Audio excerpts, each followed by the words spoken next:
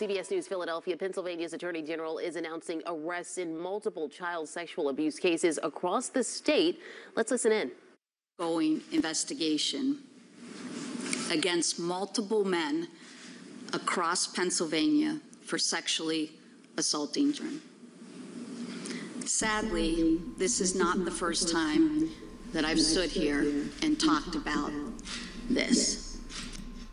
Okay, we won't run that whole thing, but that was probably a year ago we ran that broadcast, and it was when they started probing Pennsylvania. So today it looks like the trials are beginning. I'll just pull up the screen here, show you what we have. We have the charges. We'll cover this article here. Charges held against the Lower Burl man in connection with Jehovah's Witness child sex assault probe. So this is May 30th, 2024. It's pretty recent, just a few days old. And here we'll get right into it. The Lower Burl man, who authorities say was part of a statewide probe of child sex abuse among the Jehovah's Witness community, will face charges in Westmoreland County Court. The State Attorney General's office charged Ronald W. Mangone, 69, on April 2nd, that's just the other day, with 3 felony counts of aggravated indecent assault, 3 misdemeanor counts of indecent assault, and misdemeanor accounts of endangering the welfare of children and corruption of minors. Wow. What a list this guy has behind him. So it goes on to say New Kensington District Judge Frank Pallone Jr. on Thursday held for the court all of those charges against him. So they held that all those charges are true. The alleged victim, now 38, so the girl, testified before Pallone that Mangone sexually assaulted her on multiple occasions when she was between 5 and 8 years old. And she was the only witness called to testify by Julian Swain, who represented the State Attorney General office on Thursday. So this is all done, the charges are brought by the State Attorney General's office. Unlike in Montana, the victims are charging the Watchtower. So here we see that the state is going after the people that committed the crimes. I didn't see anything yet that they're going after the Watchtower themselves. This is not like what's happening in Montana. Completely different. Unless they go after the Watchtower later, after the evidence comes out. I'm not sure. So Mangone's arrest is part of an ongoing grand jury probe of Jehovah's Witnesses. So there's a whole grand jury probing all of Jehovah's Witnesses in Pennsylvania. Pittsburgh area and headquarters in New York. Headquarters, yeah. So the probe reportedly began with a referral from a county prosecutor in 2019 who felt the state should take a broader look at the issue. And that's the person, I believe, that we started the broadcast with. Now, some say Jehovah's Witness elders have treated child sex abuse as a sin rather than a crime, and documented incidences in internal files instead of reporting them to authorities. And they still do that today. That's their policy. But they do call it a crime today. You see, yesterday in their old elders book, when all of these things went down, they called it a sin and they just covered it up. So now they're trying to deal with it a little bit different. But they're not doing mandatory reporting. They're still not doing it. They're instructed their elders to call the legal department. And then from there, the legal department will determine if you have to report in that state. You see, not all states in the U.S. have mandatory reporting. So that's why they do this, because they want to keep things hidden as much as they can. And they want to hide behind that clergy penitent privilege. Okay, so we carry on here. The church spokesman previously rejected those criticisms, saying elders comply with reporting requirements and members are free to report sexual assault to the authorities. So we know that that's not true. It says elders comply with reporting requirements, you see. So what happens is elders phone Bethel, and we read the elders book to you guys every Monday night, and I have a whole playlist on their elders book, and it states all the details step by step how they have to handle this kind of thing. So anyways, they kind of twist it when they talk to the news. They make it look like, oh, no, everyone reports, it's all reported. But that's not true. The people, you see, follow the elders, and the elders follow the watchtower. That's how it goes. Okay, we'll carry on. Including Mangone, 16 suspects have been identified and accused of raping or molesting children in the statewide probe. So this is important to know, 16 suspects. So this is going to be ongoing, folks. There will be more and more of this coming out. This is interesting. Mangone's, this is the criminal, like the JW criminal. His lawyer, Duke George, asked Pallone to drop the charges, citing the woman's lack of specificity, remembering the alleged incident. So, because she was like 5 years old, yeah. You see, folks, on the technicalities, JW tries to get out on.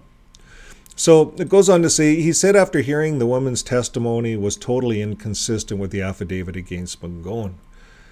Swain declined comment after hearing. The woman testified where and how Mangone assaulted her, but could not recall certain dates.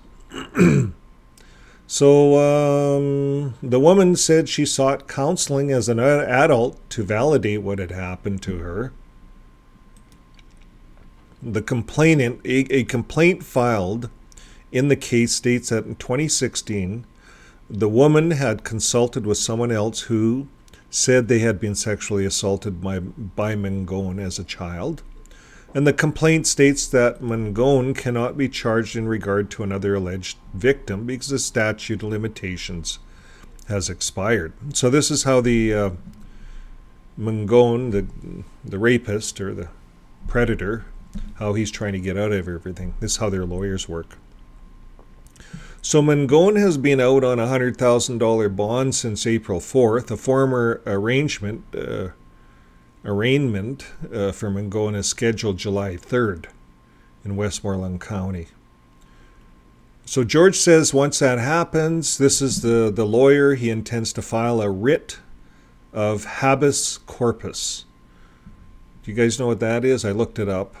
It's a legal term. It's a great writ of habeas corpus. It's a fundamental right in the Constitution that protects against unlawful and indefinite imprisonment. So it's a way of getting him out while the charges are figured out, I guess. That's how they do it. So the lawyer, his lawyer, the criminal's lawyer, says, I look forward to trying it in front of a jury. And if it gets to a jury, he said. So here, they're that confident, he looks forward to trying this case in front of a jury. So it'll be interesting to see what happens. Mangone is one of 2 of the Western Pennsylvania men charged in the probe. The other guy's name is Roger E. Zellars. He's 68 of Pittsburgh, Garfield neighborhood. And he's charged with multiple counts of rape, statutory rape, involuntary deviant sexual intercourse, aggravated indecent assault, and indecent assault. So these are 2 JWs. This is what's going on. Zellers' former arraignment is scheduled for June 13th. So the next guy, Zeller, is coming up here in about a week or so. Okay, well that's all on that one. The next one that we have, and by the way, folks, thanks to Watching Watchtower. All this news is brought to us by Watching Watchtower. Watching Watchtower, one of our favorite channels out there, XJW channels. They're always Watching Watchtower, and they have news right here for everyone. All the latest news, you can see it right on their website. And if you go into it, you can open up these extra articles that I find. Okay, so the next one we're covering here is Lancaster. This is in Pennsylvania as well. Jehovah's Witness elder accused of molesting 3 girls in 1999. It's not too long ago, folks, really. Well, the trial for a Jehovah's Witness elder accused of molesting 3 girls in 1999 began in Lancaster County Court Monday with lawyers giving their opening statements to the jury. Now, Norman Aviles-Garriga, 45, was charged by the Pennsylvania Attorney General. I had that highlighted. With 2 counts of aggravated indecent assault and 16 related offenses in connection with the assaults, alleged by 3 women. So this is at the mouth of 3 witnesses, not just 2, 3, who say the abuse happened when they were girls. Now, Aviles-Garriga is one of 5 Pennsylvania Jehovah's Witnesses charged by a statewide grand jury. So he's one of 5. The other article said there was like 16. So there must be a bunch of stuff on the go. With using their position. So this is what's serious about this one, folks. They're using their positions within their churches. They were elders. These guys were elders. So they have 5 more elders in this position in that state. And they're charged for sexually abuse of children. So the Attorney General's office have brought the charges against the men in October of 2022, like I said, about a year ago, and February 2023, some of them. So this case is upsetting to hear and difficult to listen to, but once you hear it out, it's straightforward, Assistant Attorney General Angela Speranza said in her opening statement. Okay, we'll give you a little rundown on this elder. Aviles-Garriga immigrated from Puerto Rico in 1999, lived with Jehovah's Witness families in the area. He got established in the Kingdom Hall, or they call it a church, and he was babysitting their children and eventually becoming an elder. So here's an elder in training, probably a ministerial servant at the time. 3 girls from the same extended family accused him of molesting them during that time. And when 2 of the girls told their mothers about what happened, here's what happens, folks, in a JW household. She did not do anything about it. I've heard this so many times. Well, in 2010, the girls brought their accusations to the Lancaster County District Attorney's Office, which declined to prosecute. That was back in 2010. At least 2 of the girls were excommunicated from the Jehovah's Witness community. So that's what happens, folks. These girls go out to the police station and they get excommunicated.